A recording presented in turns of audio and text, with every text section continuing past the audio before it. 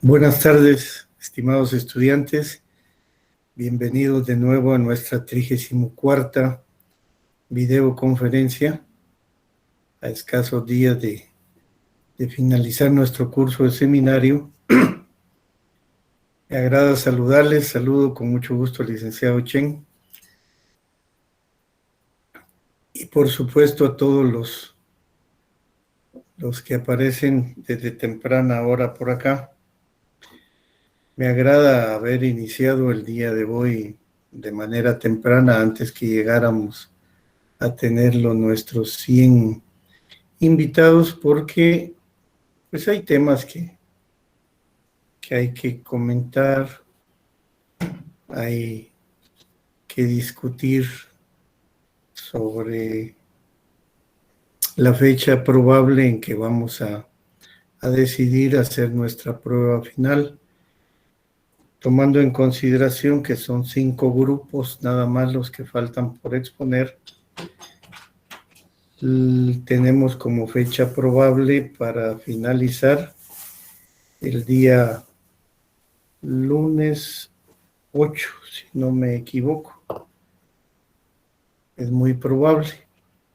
Y entonces ya tenemos que decidir sobre la fecha probable en que podemos hacer una prueba corta, que es la prueba final de verificación sobre los temas que ustedes han expuesto. Excuso decirles, hoy mismo tuve el privilegio de finalizar mi participación en un seminario, en un congreso celebrado por una universidad, la Universidad Austral de Argentina, en donde se tocaron los temas precisamente que ustedes han expuesto, no todos, pero hay una coincidencia en la temática de estudio y me agradó bastante que se hiciese mención. Ellos están al tanto de nuestra participación en eventos de esta naturaleza y al parecer que dentro de 30,000 universidades existentes en Latinoamérica, escasamente 250 instituciones académicas están tratando el tema del cambio climático y el agotamiento de los recursos naturales. Pero vean ustedes, son tan temas de actualidad que Naciones Unidas incluso ha puesto la alarma en rojo en relación al agotamiento de las condiciones necesarias para una buena vida en el planeta. Los gobiernos ya empiezan a realizar reuniones urgentes para tocar los temas y tratar en la medida de lo posible de reducir las circunstancias que están haciendo dificultosa ya la vida del planeta. Me interesó bastante la temática tocada ahora en esa universidad de Argentina, y hay algo que yo creo que coincido plenamente. Decían ellos que no se trata de salvar el planeta. El planeta va a subsistir millones de años después que nosotros hayamos pasado por esta existencia. No se trata de salvar el planeta, se trata de salvar la especie humana. Ese es el punto medular. Y yo creo que por primera vez se está tocando un punto focal en estas circunstancias, porque decía un viejo profesor que esa bola de piedra, probablemente ya sin agua, sin bosques, pues va a seguir existiendo indudablemente, porque el planeta no va a explotar. El planeta va a vivir millones de años hasta que se convierta en una masa de hielo y finalmente, pues dadas las condiciones que ocurran, se va a perder en el firmamento. Pero la especie humana en estos momentos es la que está, pues, autoliquidándose por no tomar las medidas preventivas. No le hemos devuelto a la naturaleza lo que la naturaleza nos ha dado, y es cuidado, y es protección, y aún sabiendo que todos los recursos se van a ir agotando de manera paulatina, pues la tarea es de que se agoten a largo plazo y no se agoten en el más breve plazo posible.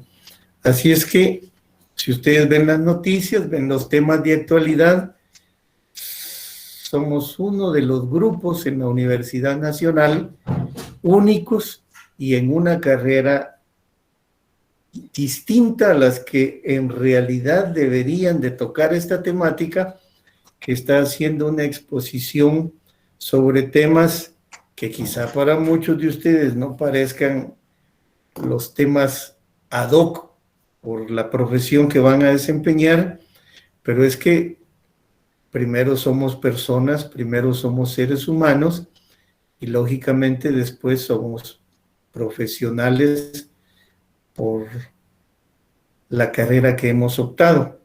Pero en este caso, este es un llamado a la humanidad para preservar la naturaleza lo mejor posible a fin de que la especie humana no corra el peligro de la extinción que están corriendo muchas especies animales y vegetales por el momento. Así que, pues antes de iniciar, ¿qué más que una sincera felicitación a todos los que ya han expuesto, porque hicieron de esta temática, aunque no era algo muy propio de la ciencia, de la contabilidad y la auditoría, hicieron un tema humano de él. Hoy vamos a escuchar dos temas, yo digo que muy especiales y preciosos. Pero antes de iniciar,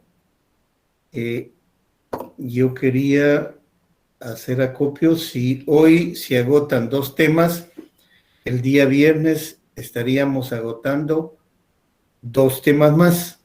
Nos quedaría un grupo para el día lunes 8 y se agotaría, digamos, toda la temática. Yo querría proponerles que una vez terminada la exposición de ese grupo, nos sometamos a la evaluación final, que serán 10, 15 preguntas sobre toda esta temática. Así es que llamo a discusión para que sea de manera democrática la decisión, a menos que el día lunes hayan exámenes. Tienen la palabra.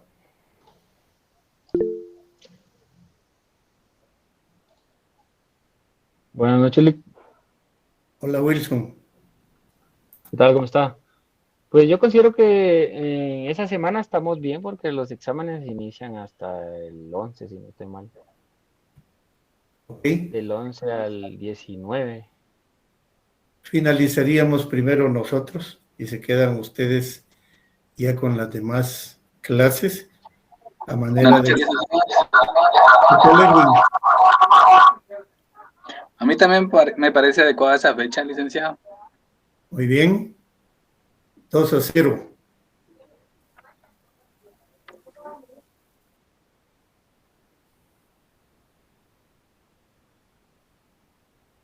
¿Alguien más se atreve a emitir opinión?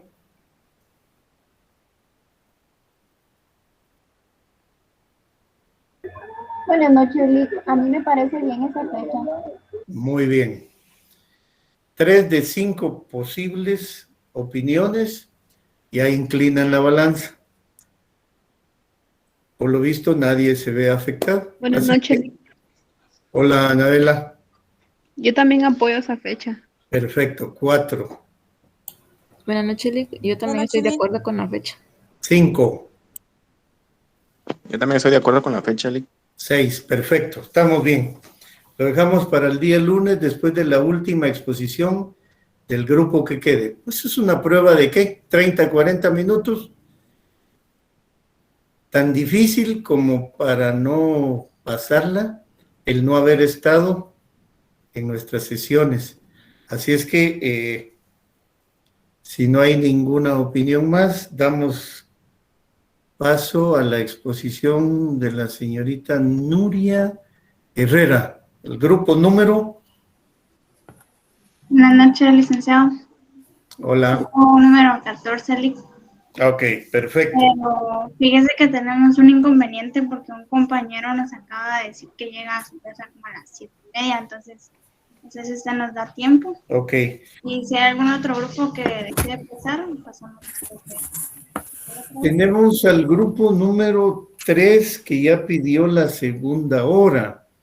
Entonces habíamos reservado con el mayor de los respetos ese espacio para el grupo, que precisamente por tener, creo que 1 o 2 compañeros que llegaban un poquito tarde, lo habíamos asignado. Pero ¿hay algún otro grupo que quisiera participar de primero?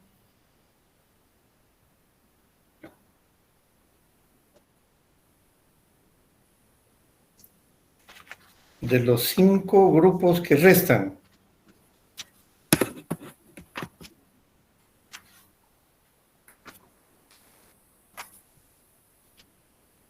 ¿O el grupo número 3 ya está completo?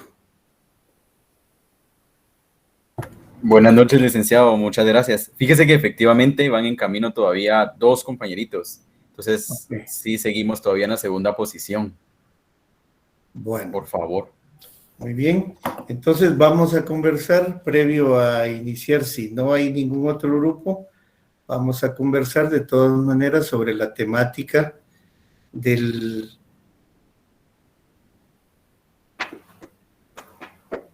tema del medio ambiente, el tema del grupo 13, la superpoblación.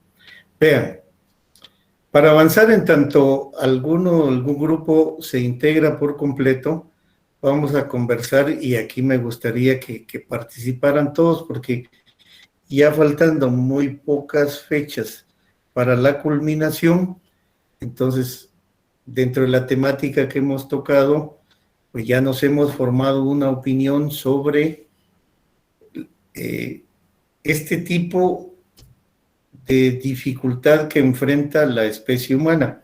Vean, se ha dicho siempre que el sujeto a proteger dentro del planeta es el ser humano, y que el objeto sobre el cual recae la acción de los seres humanos es el planeta.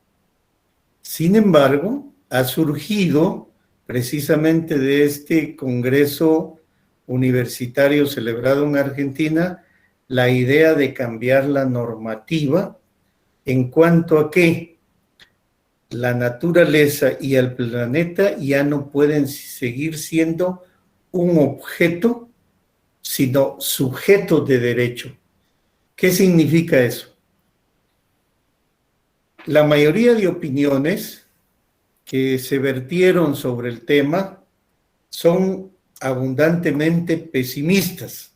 Fíjense ustedes que, de acuerdo a la opinión de 5 connotados especialistas en medio ambiente, se dice que ya es irreversible el poder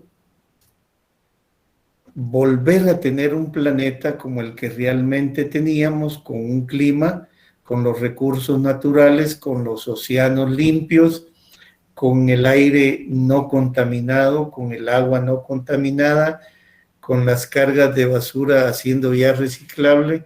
Según ellos, es imposible, ya no puede volverse atrás en cuanto a la lucha que pudieran desempeñar hacia el futuro, tanto los gobiernos como los seres humanos. Y asumen esa actitud pesimista porque ellos dicen que de cada 10 personas, solo 2 logran tener conciencia del necesario cambio que tenemos que hacer de cultura y de comportamiento. Dicen ellos que 8 les viene sobrando, les viene del norte, les importa un pepino lo que estos dos piensan en cuanto a preservar las medidas necesarias para que el planeta, para que la naturaleza, para que los elementos que hacen factible la vida en el planeta se mantengan o logren alcanzarse niveles aceptables para tener una vida saludable y digna. Ellos dicen, miren, acomoden 10 estudiantes o 10 profesores de distintas profesiones. Pregúntenle a 10 de ellos si les interesa la vida en el planeta, si les interesa el preservar la especie humana. 2 les van a contestar que efectivamente sí, y se preocupan. Pero 8 les van a decir que lo que a ellos les importaba era tener esta existencia y que en los próximos 40 años ellos saben que el planeta no va a morir y que por lo tanto a ellos solo les importa su vivencia. No ven más allá de esa cantidad de tiempo. Vean ustedes qué difícil es cambiar esas actitudes egoístas en los seres humanos, porque solo se importan ellos. Si le preguntan, dicen ellos, a 10 empresarios con una riqueza abundante, lo mismo les van a responder, que ellos están bien y que los próximos 40 años los van a vivir muy bien y los demás seres humanos les vienen importando un pepino. Eso significa que el ser humano, en tanto tenga ese tipo de inconsciencia, el salvar la especie humana no es algo que esté dentro de la agenda para los próximos días, meses o años. Y eso hace que la situación se ponga más cuesta arriba. ¿Por qué? Porque si en este momento no se toman las medidas idóneas, necesarias e indispensables para lograr reducir el calor que va a agotar a la humanidad, si no se logran reducir los niveles de contaminación del aire, si no se logra reducir el nivel de contaminación del agua, y si los suelos se siguen destruyendo de la manera que se han venido realizando los cultivos en los distintos lugares del mundo, decididamente no va a haber un futuro, al menos para las grandes masas de población, yo diría muy próspero. Y es que hay algo muy cierto. En este siglo se triplicó la especie humana. El número de seres humanos en el planeta se triplicó. Y con las mismas cantidades de tierra productiva, o con menos todavía, el planeta tiene que cubrir los 7,000 millones de comida que estos seres humanos consumen. Bueno, algunos más y otros menos, pero lo que antes era abundante para la cantidad de seres humanos que habitaban el planeta, ahora al haberse triplicado, pues tienden a irse agotando de manera acelerada.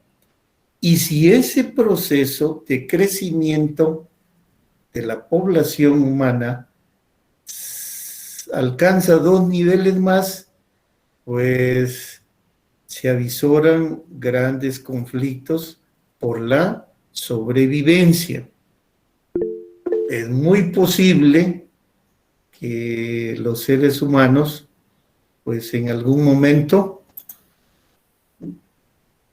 tiendan a enfrentarse entre sí para poder tener lo necesario. Yo recuerdo en algún momento esas películas un poco agresivas y trágicas. Licenciado.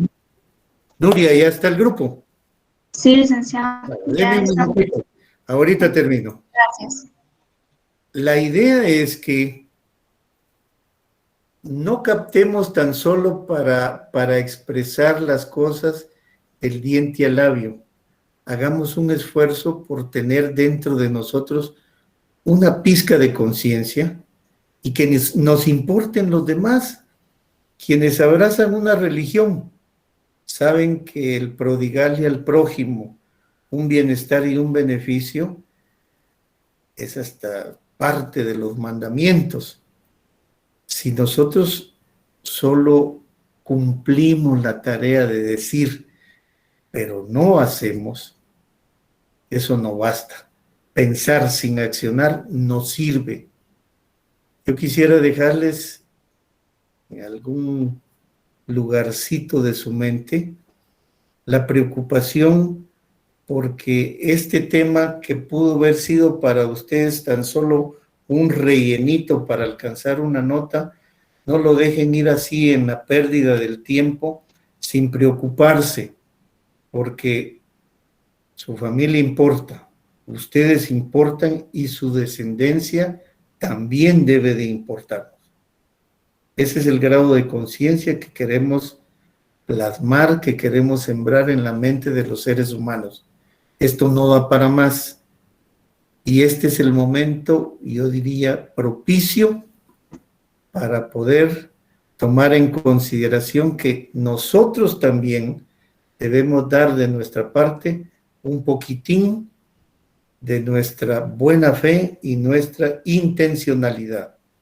Así es que veamos el grupo número 14 con la señorita Nuria. Y qué interesante. Tienen la palabra.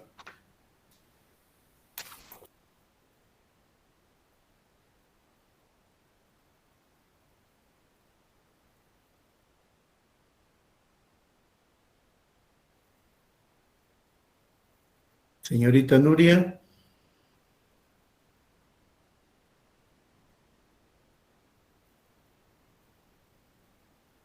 Ahorita va a presentar mi compañera. Ok.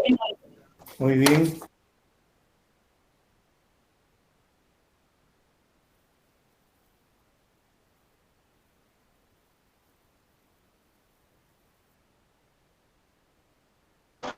Bueno, entonces vamos a comenzar. Buenas noches, compañeros, licenciados. Nosotros somos el grupo número 14 y en esta oportunidad nos corresponde poner sobre la contaminación y su impacto negativo en los seres humanos. Los expositores a cargo son Kenia Yanira Castillo, Sofía Francisco, Brian López Bail, Sara Caravito y Damaris. Entonces vamos a comenzar presentándoles un pequeño video que tenemos para ustedes. Permítanme un momento.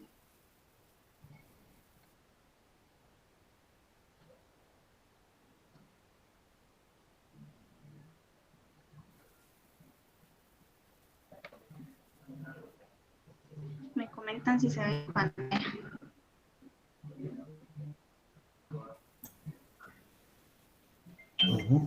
¿Listo? ¿Sí podemos verlo?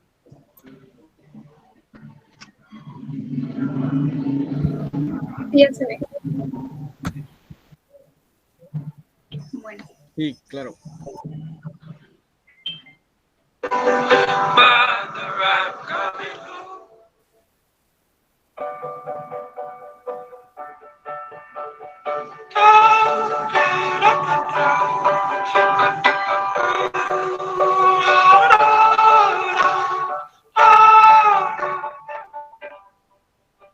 I follow you into the park, through the jungle, through the dark. God, I never loved one like you.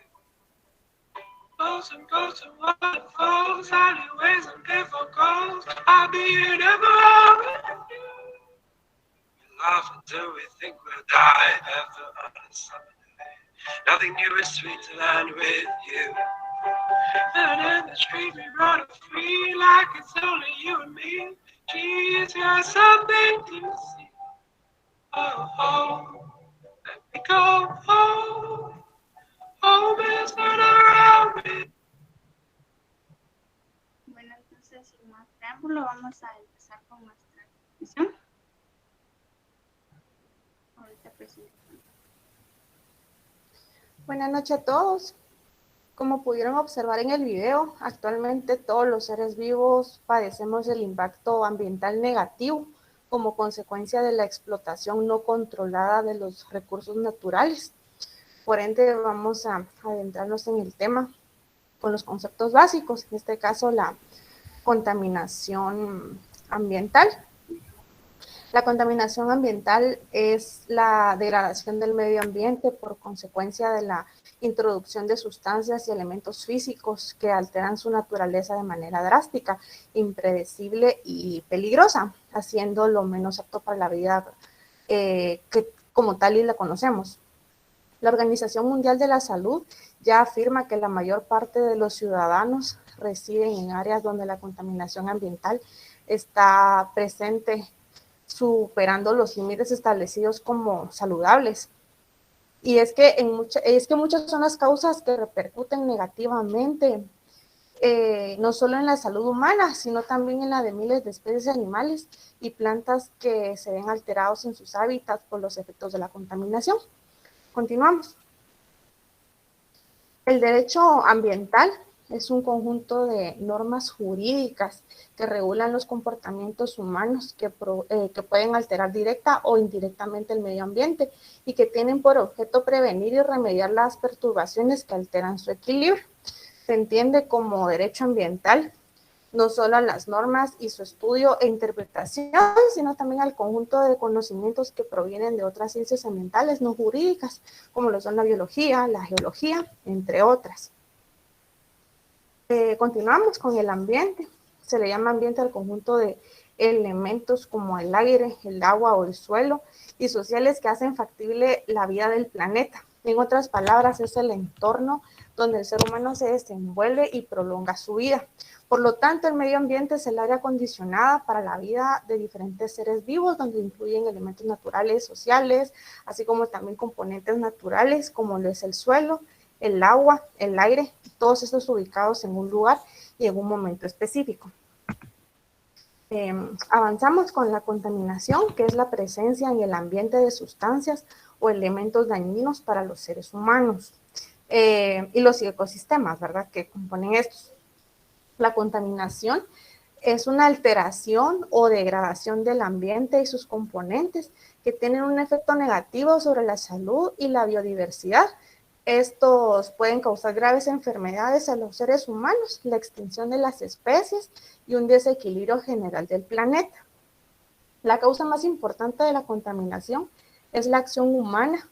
Entre los principales factores tenemos la producción con tecnologías que dejan desechos en el ambiente, el consumo excesivo, la sobreexplotación de recursos y la falta de control sobre la emisión de ruidos, como las ondas magnéticas, radiación u otras externalidades negativas.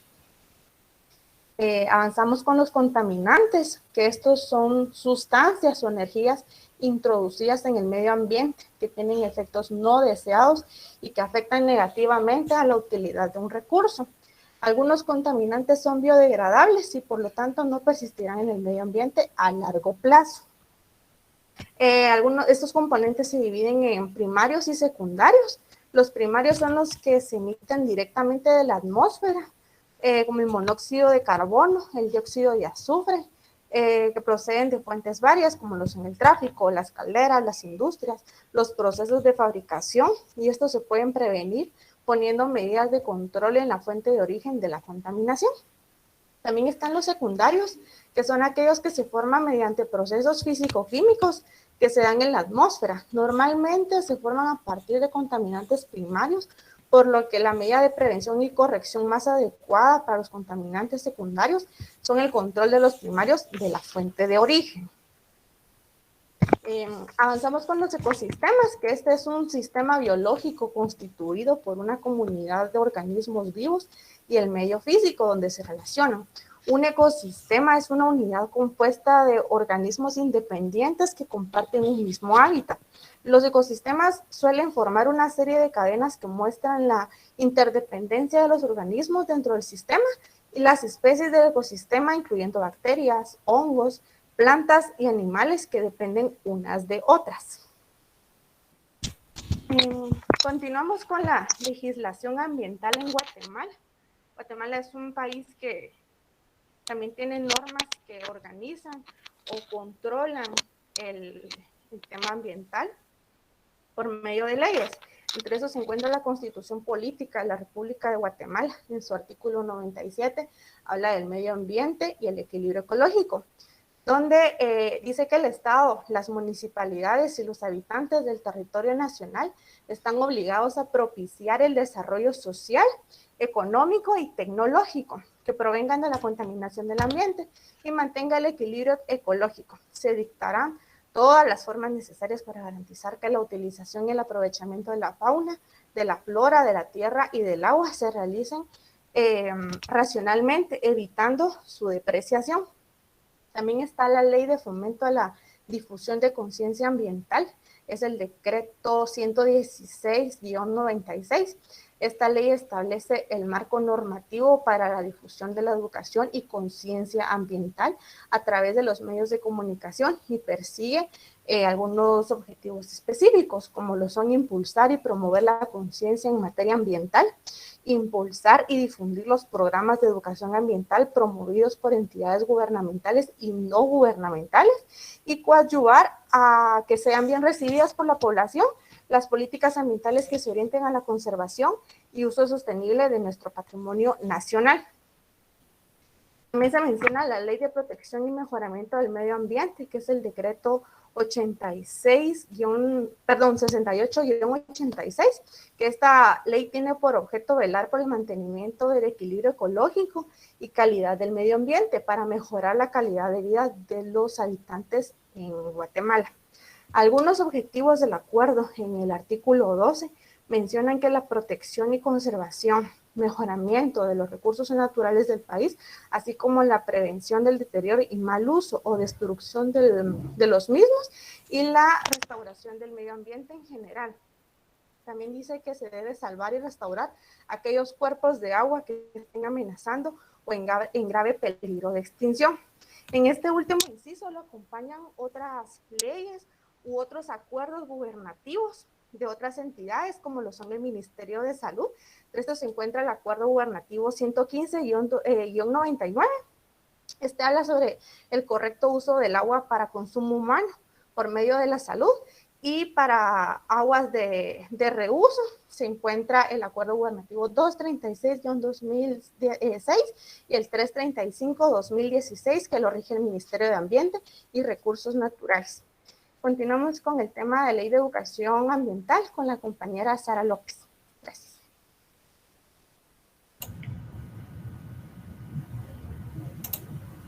Buenas noches, licenciado. Mi nombre es Sara López y me identifico con el número de carnet 2017-05082.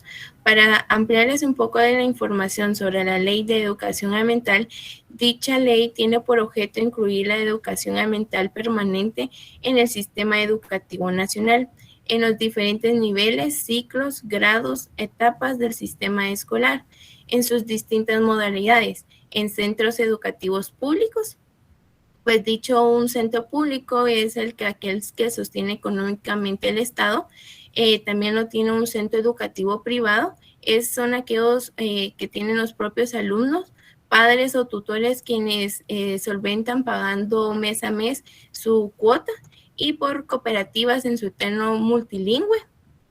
Es aquella persona que habla muchas lenguas. Multiétnico, pues son aquellas que comprenden o tienen las características necesarias y diversas etnias, y pluricultural, que es la sociedad en cuyo seno consiste una variedad de culturas.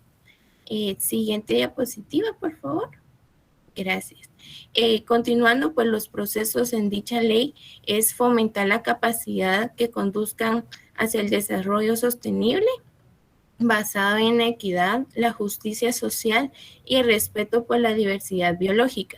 Pues uno de los temas importantes en este comentario pues es el desarrollo sostenible, es aquel que satisface las necesidades de comprender las capacidades de las futuras generaciones para tener un crecimiento económico estable. Y la diversidad biológica, como pueden ver en la imagen, pues es la vida de los animales. Siguiente, por favor. Continuando con los procesos de dicha ley, pues es la discernidad y perseverar el patrimonio natural, pues sería cultivar los árboles para tener un aire puro, el desarrollo de la conciencia ambiental y la comprensión del desarrollo ambiental en sus múltiples aspectos y sus complejas relaciones. La siguiente sería asumir conductas y obtener habilidades para prevenir problemas ambientales y la capacidad de plantear soluciones en las que ya existen, el cual pues sería proteger el medio ambiente, como es no tirar basura en las calles y etcétera, ¿verdad? Continuamos con el Código de Salud. Pues uno de los casos ambientales con mayor impacto en que tenemos en esta ley, pues sería el lago de Atitlán, el río de la Pasión, lago de Amatitán, el Manchón Guamuchal y la laguna Chichojo. Continuamos. Gracias. Pues el Código de Salud se encuentra en el decreto 90-97 del Congreso de la República de Guatemala. Uno de los artículos que más me pareció pues fue el artículo número 1, que habla sobre el derecho de la salud. Pues es uno de los artículos que tiene todos los habitantes de la República, que tiene el derecho a la prevención, promoción, recuperación y rehabilitación de la salud sin discriminación alguna. Y el otro artículo sería el artículo número 74 sobre la evaluación del impacto ambiental y la salud, pues esto establece criterios para la realización de estudios de impacto ambiental orientados a la determinación de medidas de prevención para reducir riesgos potenciales a la salud, para los desequilibrios ambiental, como lo que pueden ser los procesos del desarrollo industrial, urbánico, agrícola, pecuario, turístico, forestal y pesquero. Siguiente diapositiva, por favor. Gracias. Los organismos que protegen el medio ambiente son 4, el cual es el Ministerio de Ambiente y Recursos Naturales, el Ministerio de Agricultura, Ganadería y Alimentación, el Consejo de Nacionales de Áreas Protegidas y el Instituto Nacional de Bosques, el cual les hablaré un poco más de ellos. ¿Puedes cambiar diapositiva? Gracias. El primero pues sería el Ministerio de Ambiente y Recursos Naturales, reconocido como sus siglas en MAR, pues dicha entidad es un sector público especializada en una materia ambiental y de bienes y servicios naturales del sector público. En su misión de dicha entidad es formular y ejecutar políticas públicas orientadas a gestar el desarrollo que fomenta la disminución de riesgos y vulnerabilidad ambiental. Pues dicha institución también se encarga del cambio climático, como son los bosques, recursos granos básicos y la salud y la participación de los riesgos de alta temprana en relación a actividades climáticas y sobre todo el calentamiento global. Pues dicha institución se encuentra también en la zona 10 por cualquier circunstancia que puedan abocarse, ¿verdad? Siguiente diapositiva. Una de las noticias que se encontraron pues fue publicada en el 10 de septiembre del 2021, pues fue por el Ministerio de Ambiente y Recursos Naturales. Pues lo que hicieron en esta noticia fue cultivar o plantar 500 árboles en las delegaciones departamentales que se encontraba en Huilapa, lo cual pues su meta fue la reforestación guatemalteca, y ya que dicha institución para este año 2021 tiene la meta de cultivar 500,000 árboles. Siguiente diapositiva. Gracias. Pues el ministerio igual de la MAGA tienen 4 viceministerios, que es el VICER, VISAR, VISAM y VICIPETEN. También esta institución pues es una institución estratégica del Estado, el cual lleva un desarrollo rural del país que promueve la certeza jurídica y la transformación y modernización de la agricultura. Una de las funciones que tiene esta institución pues, es la protección y mejora del comercio agrícola, ganadera, artes industriales, obras públicas y líneas telegráficas. ¿Puedes cambiar, por favor? Gracias. El Consejo Nacional de Áreas Protegidas, pues dicha institución es una entidad gubernamental con personalidad jurídica que depende directamente de la Presidencia de la República. Es conocido como el órgano máximo de la dirección y organización del sistema guatemalteco en áreas protegidas, creado por la misma ley con la jurisdicción de todo el territorio nacional, con sus marítimas y espacios aéreos. Tienen autonomía funcional y su presupuesto está integrado por una asignación anual del Estado y el producto de donaciones específicas, particulares, países amigos, organismos y entidades internacionales.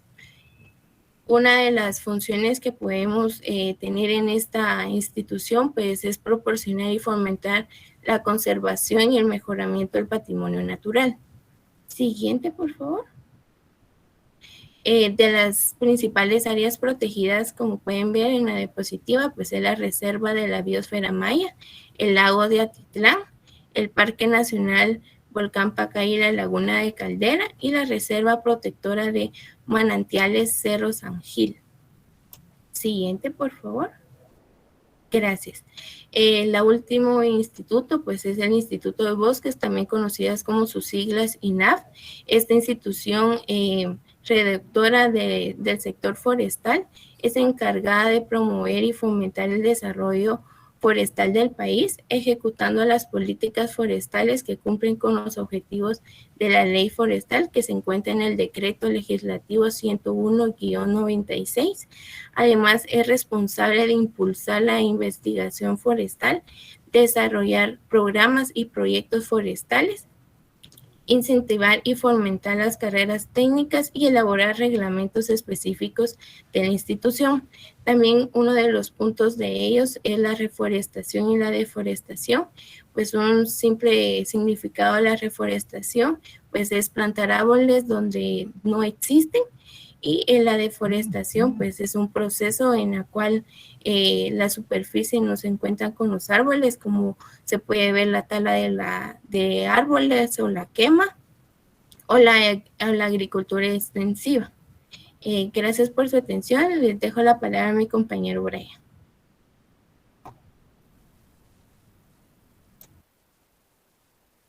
¿Qué tal, compañeros y licenciados presentes? Buenas noches. Mi nombre es Brian López. Yo les voy a desarrollar lo que son los tipos de contaminación. Como primer punto tenemos lo que es la contaminación atmosférica o bien contaminación del aire.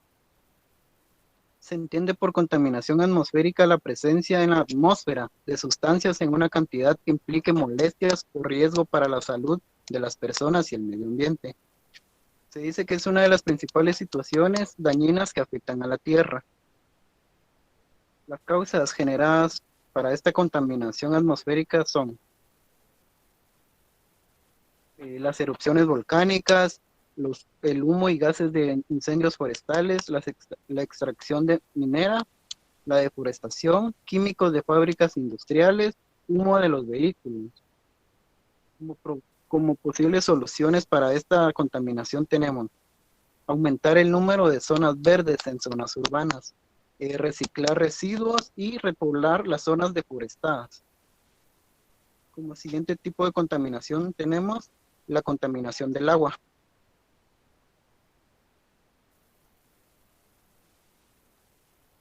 Se define como la acumulación de una o más sustancias ajenas al agua que pueden generar una gran cantidad de consecuencias, entre las que se incluye el desequilibrio en la vida de los seres vivos, animales, plantas y personas. De igual manera, pues las causas que tiene esta contaminación son el ser humano como principal causante de la contaminación del agua, el vertido de desechos industriales, pesticidas utilizados en campos de cultivo agrícola, actividades industriales, agrícolas y ganaderas, basuras y vértidos de aguas fecales. Dentro de esta contaminación del agua podemos mencionar también lo que es cuánto tardan los desechos en poder degradarse dentro del agua. Dice lo siguiente: se estima que más de 5 billones de residuos de plástico ya han terminado en el mar, un enorme vertedero de residuos sin control que pone en riesgo nuestro agua, nuestras especies y también nuestra salud. Entre los residuos más habituales que encontramos en el mar están las botellas de plástico, que tardan aproximadamente 450 años en poder degradarse. Las bolsas de plástico, que también duran 20 años en degradarse. Los vasos de plástico, que duran 50 años. Botellas de vidrio, que esas no se estiman un año, o sea, nunca se van a degradar. Las latas de refrescos, se estiman que son 200 años en poder degradarse. Ropas que pues logran dar en el mar, pues duran de 2 a 3 años en degradarse. Los neumáticos o llantas de los carros duran 1000 años.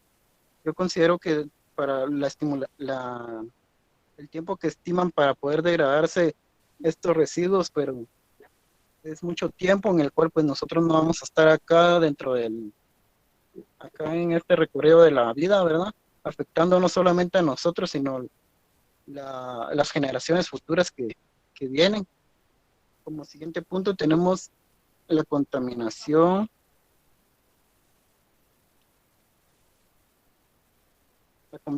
visual.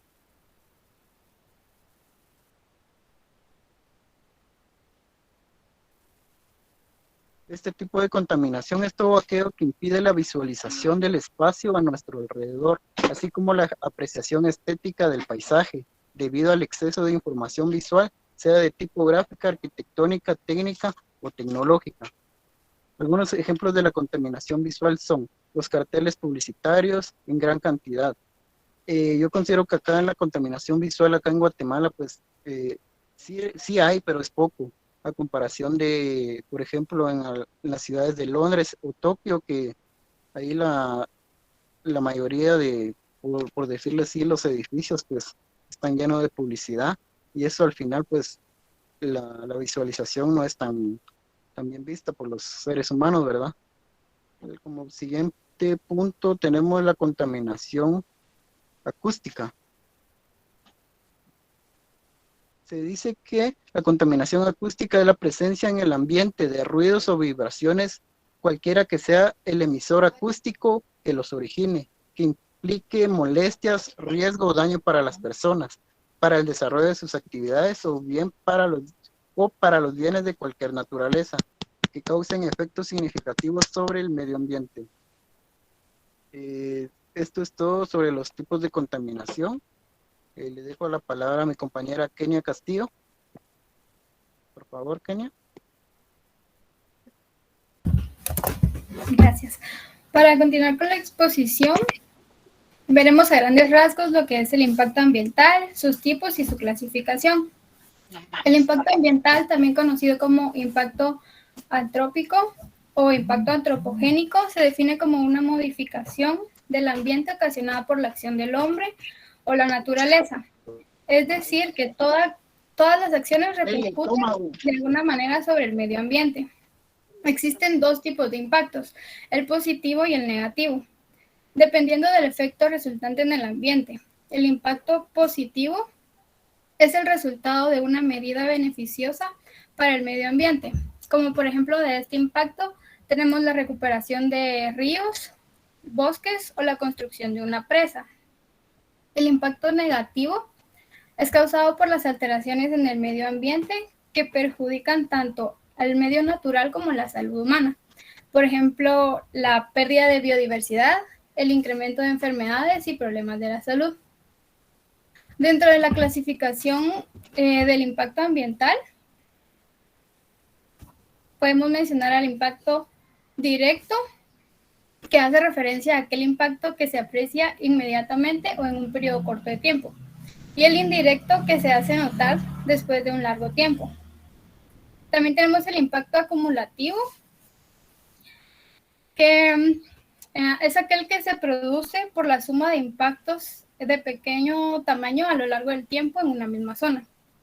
Por otro lado, el impacto sinérgico se produce cuando se están dando conjuntamente diferentes actividades que provocan una mayor incidencia ambiental. También tenemos el impacto reversible, que se refiere a cuando la zona afectada es posible recuperarla, e irreversible cuando los espacios afectados no son posibles de recuperar.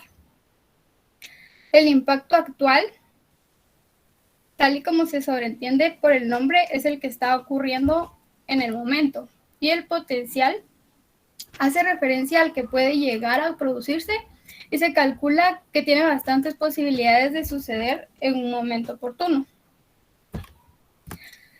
El impacto temporal nos referimos al que puede desaparecer y la zona afectada puede llegar a recuperarse.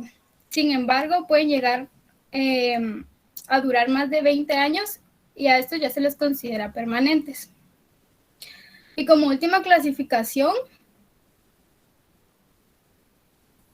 tenemos el impacto local, que es cuando afecta solamente a un territorio.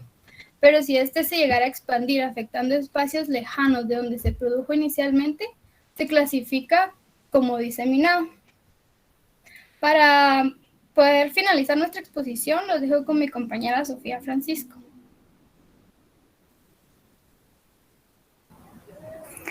Buenas noches, licenciados y compañeros presentes. Yo tengo bien el día de hoy trasladarles información sobre el tema de cómo afecta la contaminación a la salud de las personas. Como bien anteriormente mis compañeros ya expusieron, existen diversos tipos de contaminación.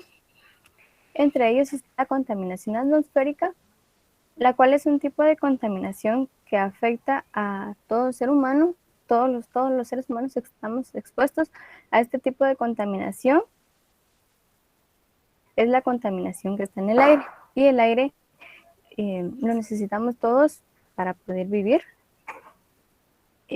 Algunas de las enfermedades que se pueden o que se derivan de este tipo de contaminación son las enfermedades respiratorias, las enfermedades cardíacas, el cáncer del pulmón y ataques de asma. Con el tema de pulmón y enfermedades bronquiales que también se derivan de este tipo de contaminación, los más afectados son los niños, puesto que por la edad que ellos tienen, sus pulmones y sus bronquios no están desarrollados al 100%. Con el tema del pulmón, es el órgano, se podría decir que el que más es afectado, puesto que al momento de nosotros respirar o al inhalar el aire contaminado, es el órgano que más afecta. Por ejemplo, también se podría poner el caso del tema del cigarrillo, que puede afectar el humo, no solo a la persona que lo consume, sino también a las personas que están a sus alrededores, puesto que de una u otra manera también están absorbiendo ese humo y puede también llegar a afectarles los pulmones. El siguiente tipo de contaminación es el agua. Y como se menciona, el agua es indispensable en nuestro diario vivir. Lo utilizamos para diversas actividades, tanto de higiene como de... Pueden contraer enfermedades a nuestro organismo. La enfermedad que más puede surgir de este tipo de contaminación es el tema de la diarrea, puesto que afecta demasiado a nuestro sistema digestivo. Al momento de nosotros consumir el agua, pues por ende, el agua tiene un proceso, se debería de tener un proceso de saneamiento, pero en no se cumple a cabalidad ese proceso de saneamiento, y es ahí cuando nosotros al consumir esa agua llega a afectar nuestro cuerpo y nuestro sistema digestivo. El siguiente tipo de contaminación, tenemos la contaminación radiactiva. Este tipo de contaminación afecta nuestro al momento de consumir alimentos, porque se puede tener radiactivo, el cual también tiene relación con los alimentos y luego los consumimos, entonces es donde viene a afectar nuestra salud. También podemos contraer enfermedades con este tipo de contaminación al momento de inhalar alguna sustancia radioactiva. El siguiente tipo de contaminación es la contaminación visual. Como anteriormente se expuso, la contaminación visual son todos los carteles publicitarios que encontramos en las calles.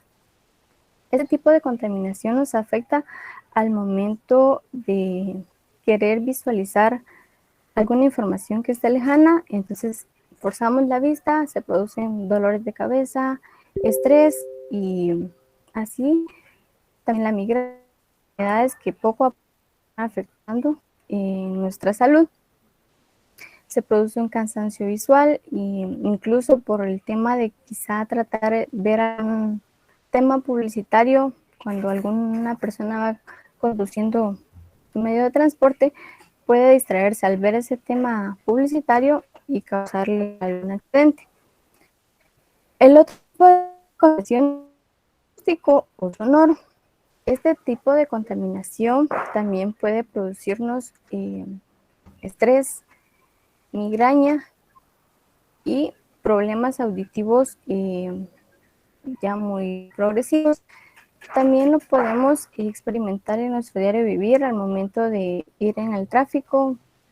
Todas las personas, la mayoría que van en vehículos, bocinan, entonces todo es nosotros de una u otra manera viene a afectar nuestra salud.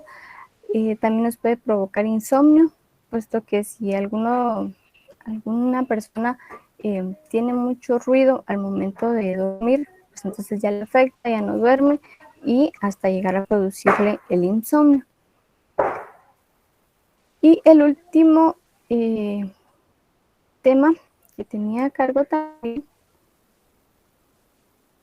los consejos para mitigar la contaminación, que como ya anteriormente mi grupo, como grupos anteriores han expuesto, es importante el tema de reciclar, clasificar bien la basura al momento de desecharla. En el tema del transporte, pues acá en Guatemala casi no sucede, pero sería recomendable utilizar el tema de bicicleta, puesto que ayuda a nuestra salud con el tema de ejercicio y así pues no se utiliza un vehículo por el tema de estar bocinando, por el tema del humo que contamina el aire o la contaminación auditiva. Tratar de reducir todo tipo de plástico que, como se mencionaba, en la mayoría de ocasiones va a parar a nuestros lagos, a los ríos y contamina el agua. Usar adecuadamente el agua, puesto que, como bien hay un anuncio que gota a gota el agua se agota, entonces ya en un futuro pueda que hasta nos quedemos sin agua.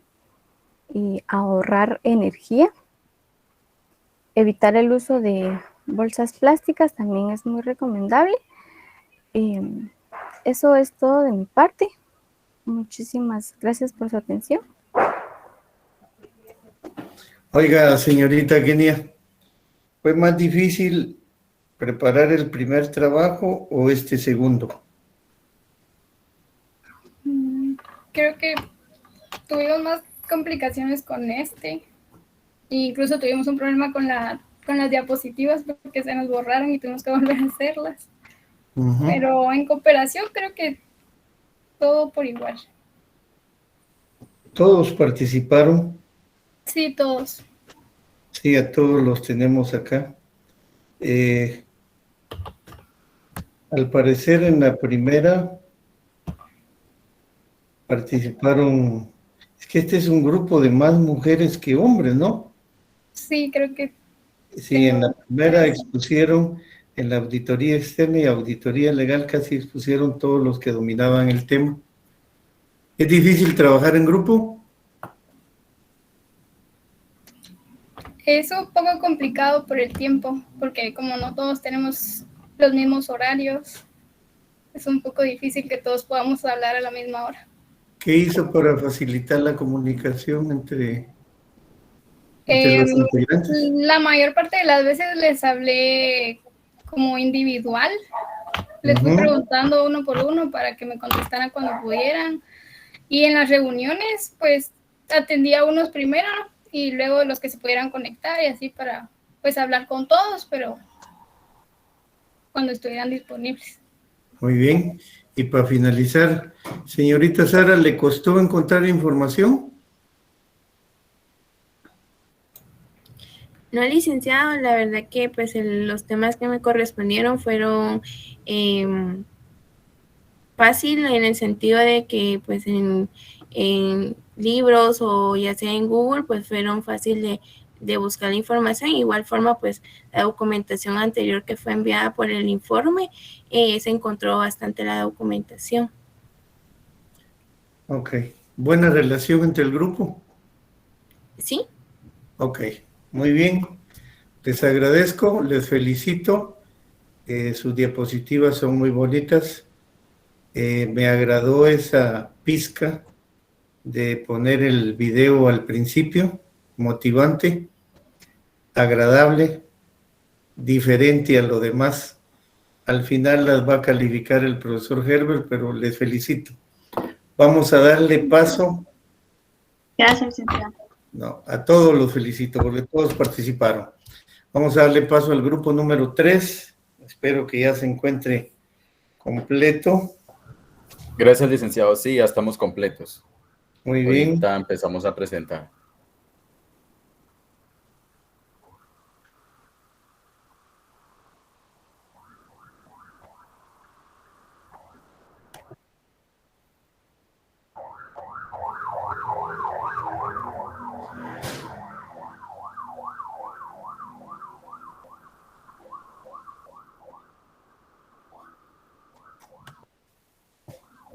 Ok, pues buenas noches, licenciados y compañeros presentes. Nosotros somos el grupo número 3, el cual tenemos a cargo el tema la superpoblación o sobrepoblada.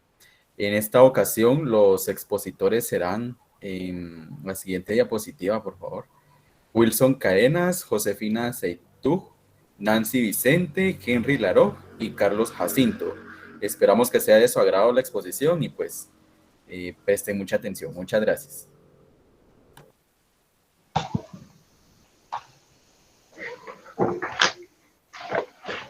Buenas noches a todos, licenciado, mucho gusto, mi nombre es Wilson Cadenas, carnet 2011-11236.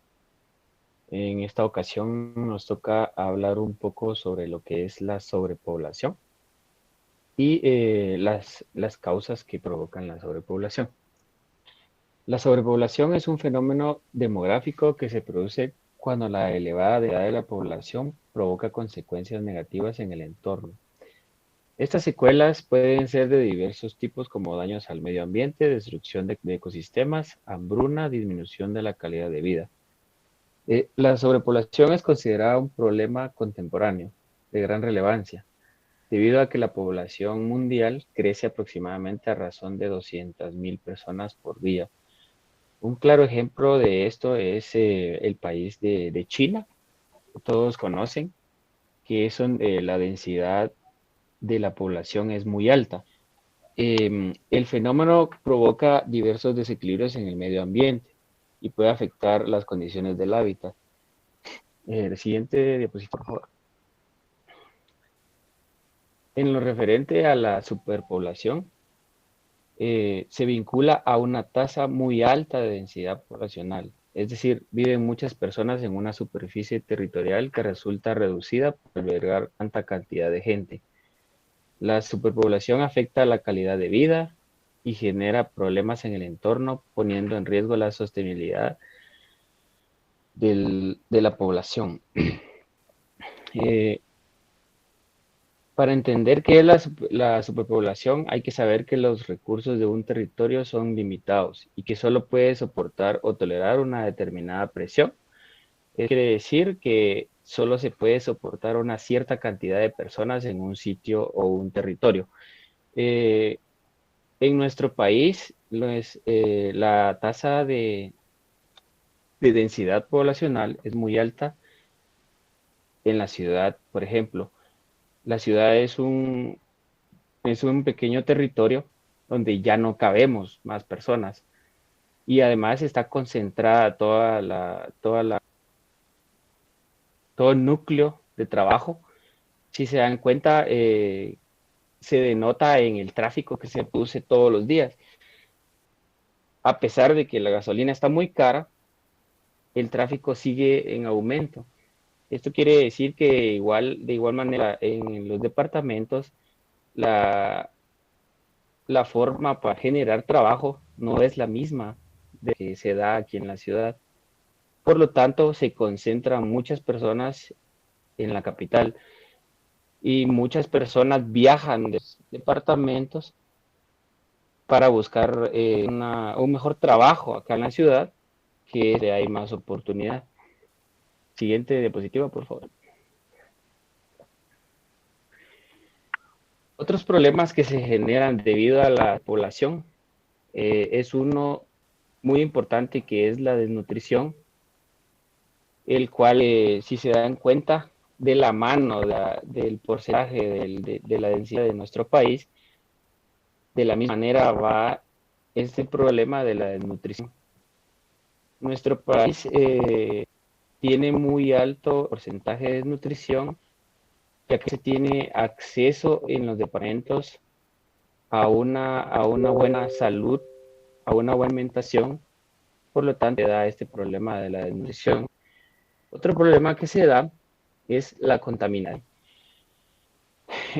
Como ustedes escuchaban a nuestros compañeros del grupo anterior, ellos daban el auge a lo que es la contaminación, pero la contaminación se basa y viene a raíz de la sobrepoblación que se da en un cierto territorio.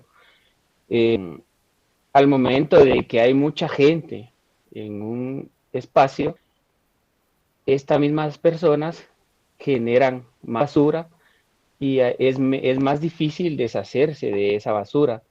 Por lo tanto, mucha de esa basura va a parar a ríos, a lagos, incluso al mar. Y de esta manera se dan los casos que veíamos en el video del grupo anterior, donde se ve afectada también nuestra fauna, ¿verdad? Siguiente diapositiva, por favor.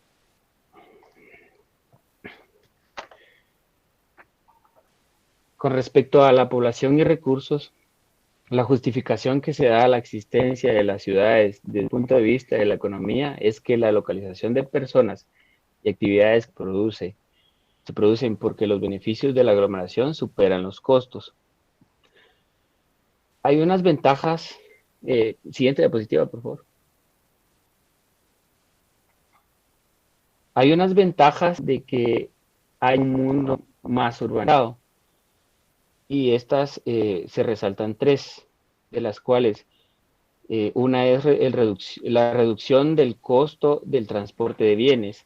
Para las empresas es un beneficio de que todo esté cerca en la ciudad. ¿Por qué? Porque ellos pueden transportar sus productos de una manera mucho más barata, ¿verdad? Otra ventaja es el menor costo de perder un empleo para las personas. La concentración de muchos trabajadores es otro aspecto positivo, ya que si una persona pierde el empleo, le será más fácil encontrar otro si hay una mayor cantidad de empresas en una misma ciudad. Otra ventaja es la creación y difusión del conocimiento.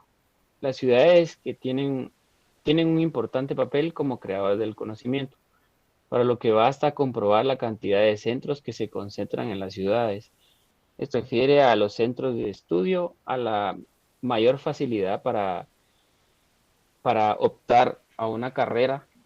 Si se dan cuenta, en estos tiempos es un poco más fácil accesar al estudio, aunque de igual manera en los departamentos sigue siendo imposible esta parte.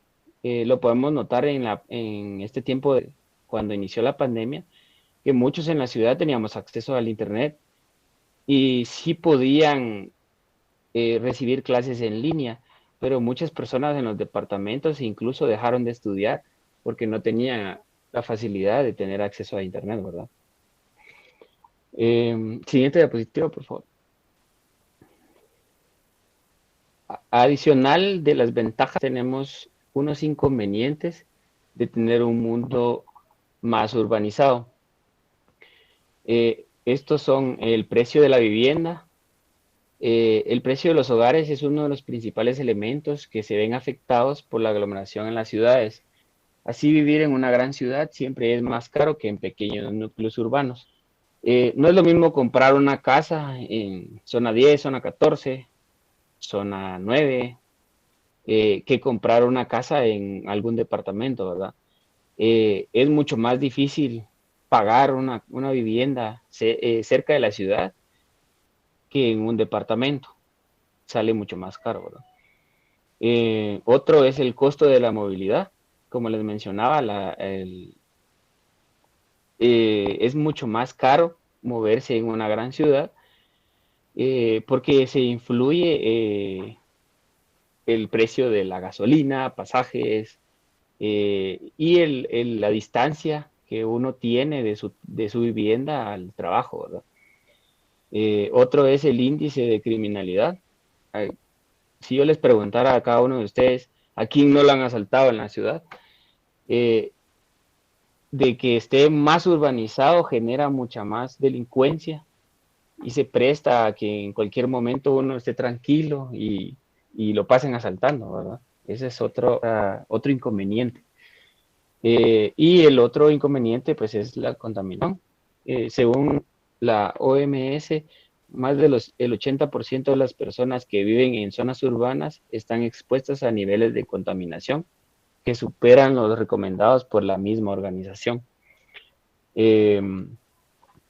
Si se dan cuenta, en la ciudad, pues, uno va caminando y en cualquier esquina uno mira basura. Siempre encuentra basura. La contaminación está lo más cerca de uno y es parte de lo que conlleva la densidad poblacional, ¿verdad? Eso sería todo. Los dejo con mi siguiente compañera. Buenas noches, licenciados. Buenas noches, compañeras. Yo voy a hablar sobre la evolución de las poblaciones. Su significado de evolución de población es la población, lo que es la evolución de el significado de la evolución de la población es un conjunto de variables que se va cambiando en el transcurso del tiempo. Como podemos observar según esta tabla, ¿verdad?, sobre la población en Guatemala, se observa el año 1960 al 2010. En el año 1960 se puede observar que la población es menor de 5 millones, mientras que ya en el 2010, ¿verdad?, se puede observar que son más de los 15 millones de población en Guatemala. Ahí se ve que es un aumento bastante fuerte, ¿verdad?, desde el año 1960 hasta el 2010. Siguiente, por favor.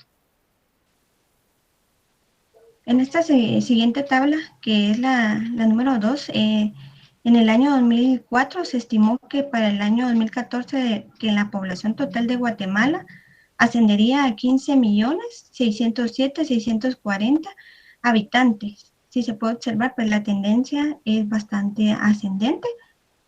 Se puede observar según el INE, ¿verdad?, que en el 2004 éramos de habitantes 12.463.595 habitantes, y así se fue, ¿verdad?, en el 2004, para el 2005 se puede ver que es pequeño lo que es el aumento, pero en el que es en el 2012 se puede observar para el 2013 que sí es bastante fuerte el aumento, ¿verdad?, y serían del 2012 14.974.367 habitantes, que drásticamente fue un cambio a 15.292.731, que fueron casi 900 millones de habitantes más, ¿verdad? Ahí se ve el gran aumento.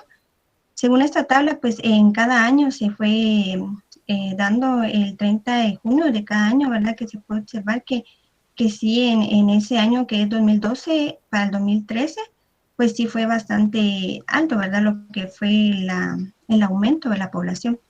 Siguiente, por favor. En esta tabla, lo que más se observa, ¿verdad?, que está distribuido lo que es entre hombres y mujeres, ¿verdad?, y de ahí se puede observar de que entre mujeres habitábamos en el 2014 954.748 habitantes, lo que son mujeres, y lo que son hombres, 997.711. En esta, ¿verdad? Se puede observar de que donde hay más aumento es de 0 a 4 años, y ahí se fue disminuyendo, ¿verdad? Pero se puede ver que en aumento está lo que es la población activamente, la población económicamente activa, ¿verdad? Siguiente, por favor. Según la proyección de población, que indica que para el 2050 la población ascenderá a 24.254.428 habitantes, una tasa de crecimiento relativo del 0.7%. Pero realmente actualmente estamos viendo en el 2021 que la población de Guatemala somos 18.417.818 personas, ¿verdad? Si se puede observar en esta tabla, según esa cantidad tendríamos que estar en el 2024, pero actualmente pues ya estamos viviendo en esa población, ¿verdad? De la cual pues en el 2050 se estima que seamos más, ¿verdad? De la cual esta tabla pues que tiene estimado INE pues queda de acuerdo a lo que estamos viviendo ahora, ¿verdad? En el 2021, según yo investigué, estamos en la cantidad de 8.977.044 población masculina y 9.440.775 población femenina, ¿verdad? Esto es actualmente que yo lo investigué en esta semana, ¿verdad? Entonces realmente ahorita ya estamos viviendo una sobrepoblación según lo que indica acá, ¿verdad? Porque realmente deberíamos estar, según esta estimación, ¿verdad? Se debería estar viviendo en el 2024 esta estimación de población. Siguiente, por favor. También voy a hablar un poco sobre la historia de la evolución de la población. Esta historia de la evolución de la población se divide en dos grandes momentos, que sería la revolución neolítica.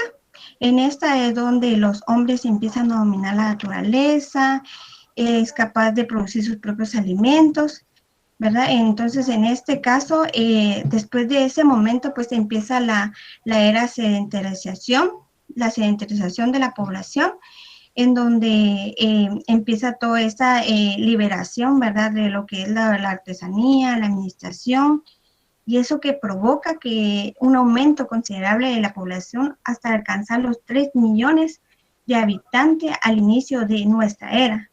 Esta vez ya establecidos esos 3 millones, ¿verdad? Se estanca un poco, pues hay unos altibajos que en ese entonces hubo que se descendió, ¿verdad? Lo que es de la población por algunas catastróficas naturales, algunas epidemias, algunas malas cosechas y algunas guerras, ¿verdad? Entre otras cosas. No es hasta el inicio de la edad moderna cuando la población comienza un ligero aumento, llegando a los 6 millones de habitantes en el año 1600, siendo aún un crecimiento catastrófico para la población. El segundo momento más importante para la evolución de la población es la revolución industrial. En ese caso, a partir de eso, empezó la explotación demográfica. Ahí ascienden a los 6 millones de habitantes y a partir de ese momento, pues, es un aumento muy demasiado alto, ¿verdad? Que en el 1800 para 1900 se dobla esa cantidad, ¿verdad? Y a la siguiente era, pues, al siguiente ciclo se triplica. Según los datos, ¿verdad? Que investigamos, en el último momento ya se superaron a los 6.200 millones de personas en el año 2002. Y eso fue todo por mi parte. Lo dejo con mi siguiente compañera, Nancy Vicente. Muchas gracias.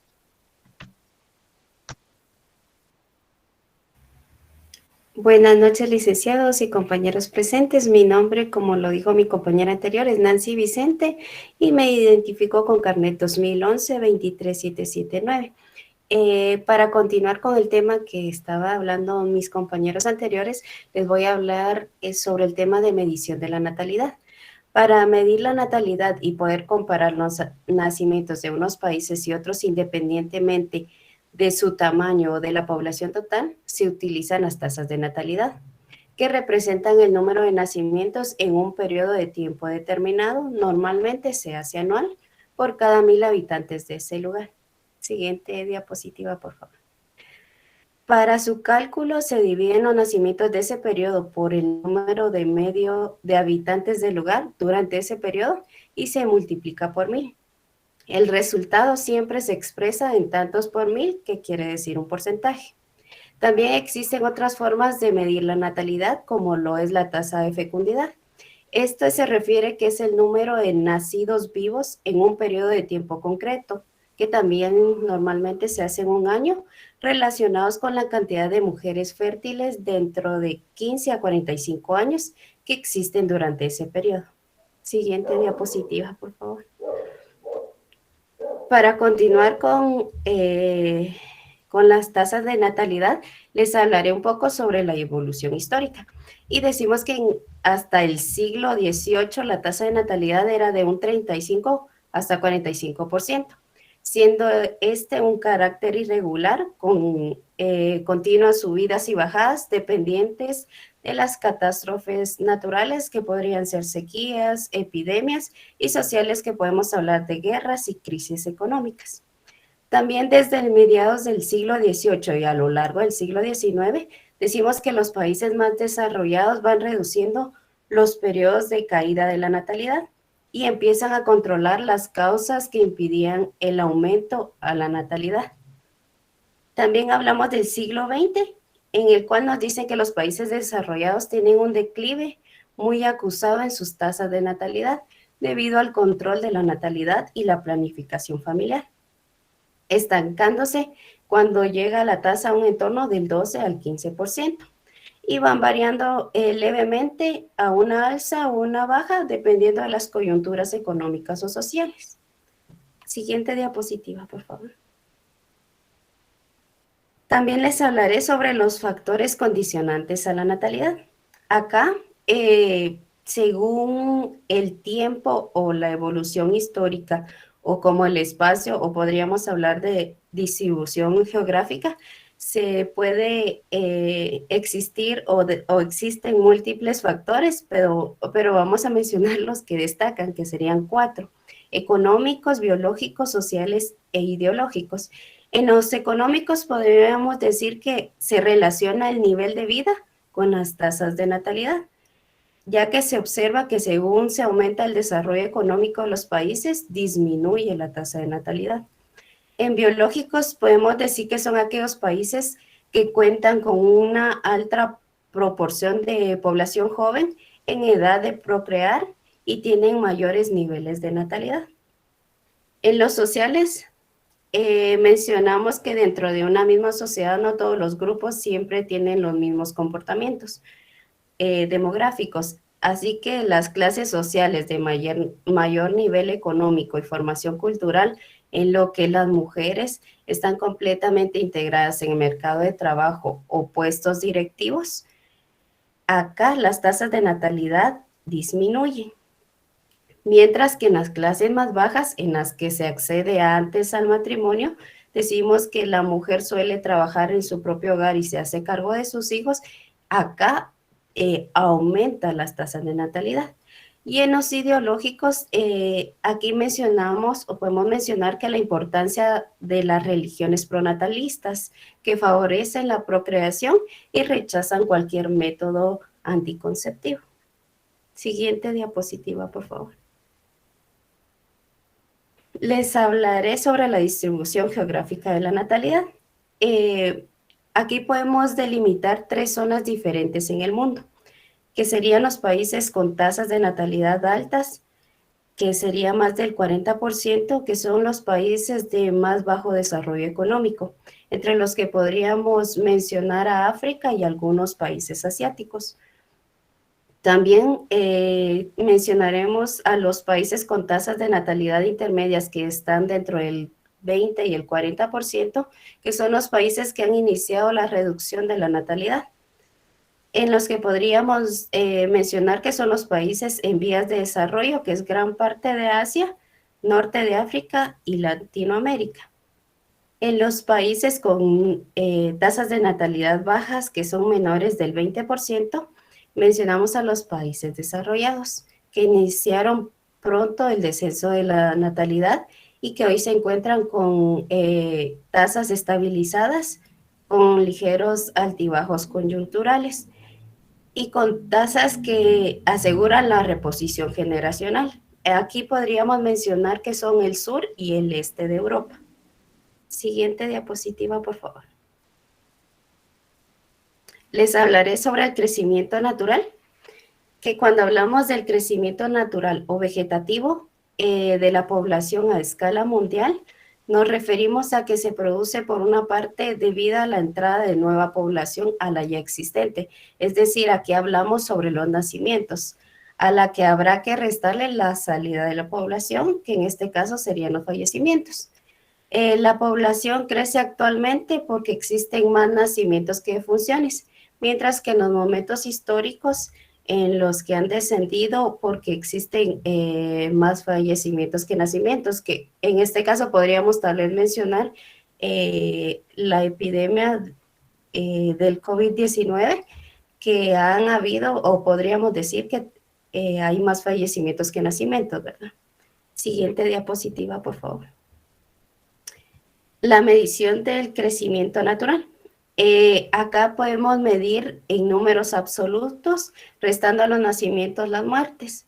Y este será positivo cuando los nacimientos sean superiores a las muertes y negativo cuando existan más muertes que nacimientos. Siguiente diapositiva. Y por último tema, les hablaré sobre la distribución geográfica del crecimiento natural. Acá también podemos mencionar a 3 grupos relacionados con su grado de desarrollo, que sería uno, los países con crecimiento natural bajo, que serían menos del 1%, inclusivo negativo, que aquí sería al contrario de la natalidad, ¿verdad? Aquí podríamos mencionar que son países europeos y Japón, que tienen consecuencia de la baja natalidad y mortalidad en crecimiento debido al envejecimiento de la población. Como número 2 serían los países con crecimiento medio, que sería dentro del 1 y 1.5, que son característicos de los países desarrollados. Con población joven, podríamos mencionar que estaría Estados Unidos, Canadá, Australia y algunos países semidesarrollados. Y como número 3, hablaremos sobre los países con crecimiento elevado al mayor del 1.5, que este sería el resto de países subdesarrollados con fuertes tasas de natalidad y tasas de mortalidad a la baja. Muchas gracias, los dejo con mi siguiente compañero.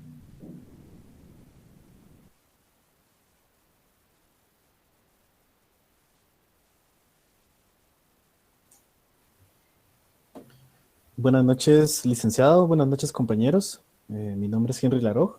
Mi número de carnet es 2012-16-126. Yo les voy a estar hablando acerca de la evolución histórica del crecimiento natural, la teoría de la transición demográfica. Como ya le explicaron mis anteriores compañeras, el crecimiento poblacional está determinado por distintas variables y las más importantes podrían ser la tasa de natalidad y la tasa de mortandad. Y a su vez, estas tasas están siendo influenciadas por una gran cantidad de factores, como ya lo mencionaron anteriormente, las guerras, pandemias, avances tecnológicos, etc. Entonces, y a su vez, estas variables son mejor explicadas por medio de una teoría, que es la teoría de la transición demográfica. Esta teoría está dividida en 3 partes. Entonces, la primera parte que es el régimen demográfico antiguo, se refiere al periodo preindustrial o antes de la revolución industrial, en la cual en este periodo existían, bueno, las pandemias, las guerras, las enfermedades, no existían avances tecnológicos, entonces las tasas de mortandad y natalidad eran demasiado altas.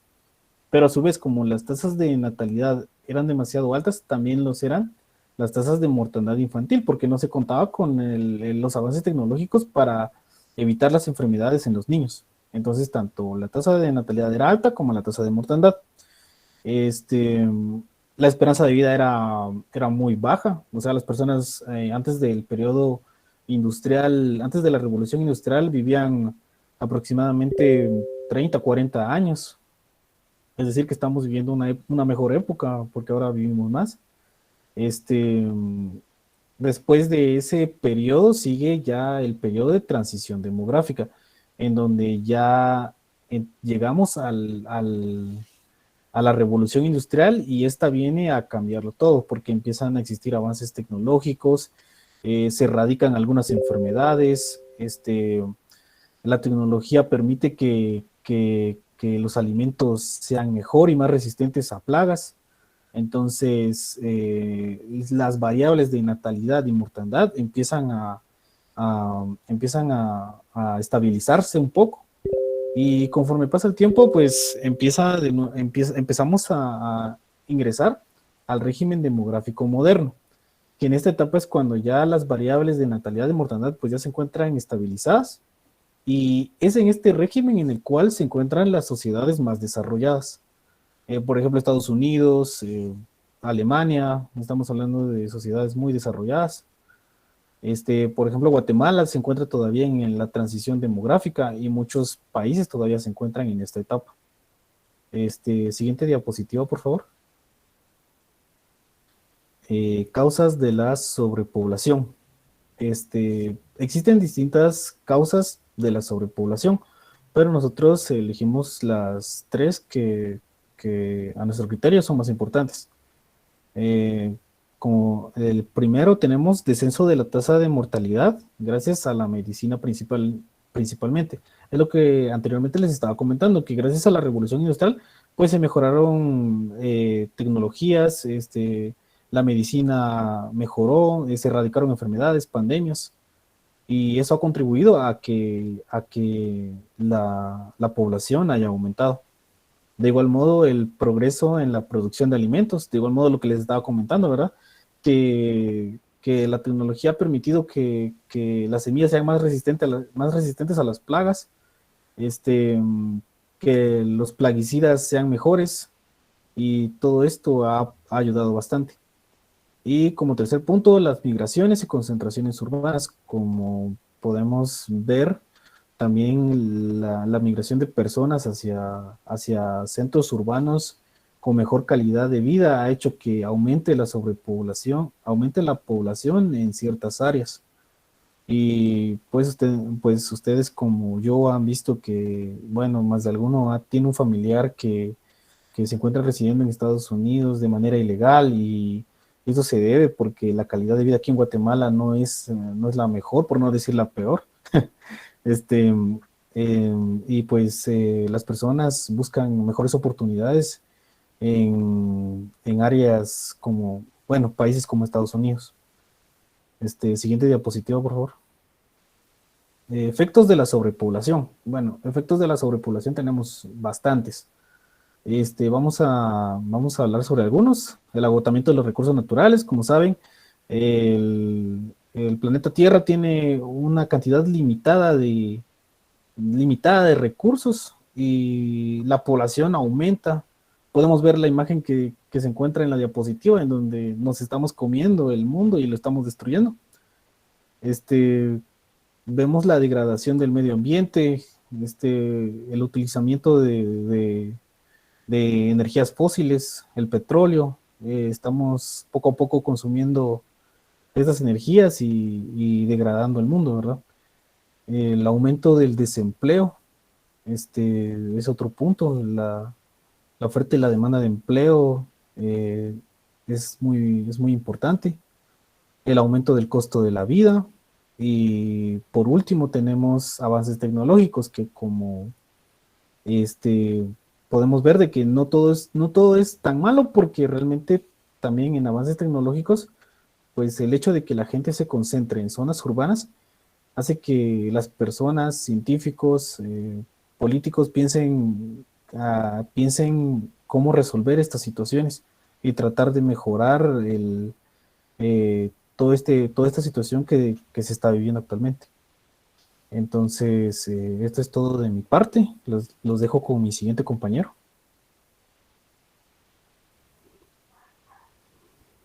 Buenas noches, licenciados, compañeros. Mi nombre es Carlos David Jacinto, número de carnet 2011-11343, y yo les hablaré del efecto de la sobrepoblación en el medio ambiente. Siguiente, por favor.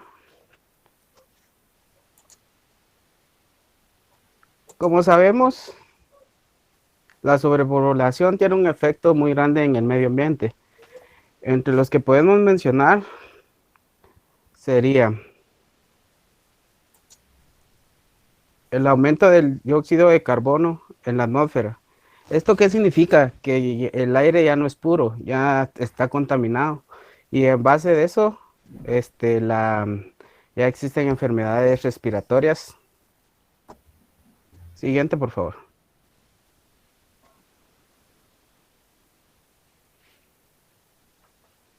El agotamiento de la capa de ozono. ¿Esto qué quiere decir? Que en base a esto, el calentamiento global va en aumento. Y causa que la reserva de hielo se vaya agotando. Siguiente, por favor. Algunas soluciones sobre la población serían empoderar a las mujeres. Esto quiere decir, y algunos estudios indican, que las mujeres con estudios y servicios de salud reproductiva logran salir más fácilmente de la pobreza, o sea que pueden conseguir mejores trabajos, y a base de eso tienen la probabilidad de conseguir un método anticonceptivo. Promover la planificación sería educar a los hombres y mujeres sobre los métodos anticonceptivos que tienen gran impacto sobre ello.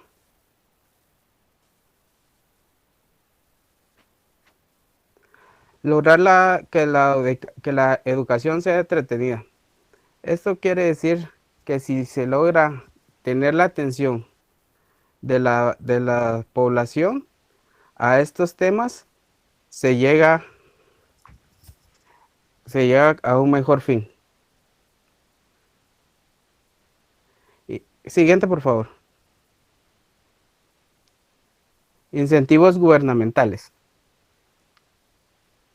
El gobierno debe promover la paternidad responsable, o sea que debe estimular a los hombres y mujeres para que tengan una familia planificada. Legislación de un hijo único. Esto se refiere a que las familias deberían de tener solamente un hijo. Como sabemos, las poblaciones en las familias se encuentran hasta 5 o 6 hijos.